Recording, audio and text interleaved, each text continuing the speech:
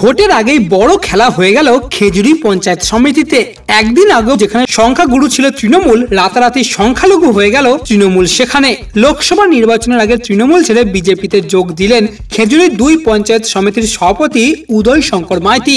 এদিন সন্ধ্যায় খেজুরির হলুদ বাড়িতে এক বিজেপির এক সভায় তৃণমূল ছেড়ে তিনি বিজেপিতে যোগ দেন।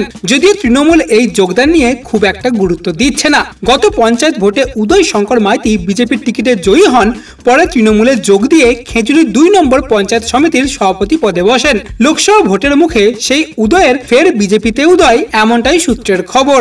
তবে আপনাদের জানিয়ে রাখি, খেজুরি 2 পঞ্চায়েত সমিতিতে মোট 15টি আসন, এর মধ্যে বিজেপির 9টি এবং তৃণমূলের 6টি। তবে পরবর্তী সময়ে 2 জন বিজেপির টিকিটে জেতা প্রার্থী তৃণমূলে যোগ দেন, তাই পঞ্চায়েত সমিতিতে সভাপতি এবং সহসভাপতি হন।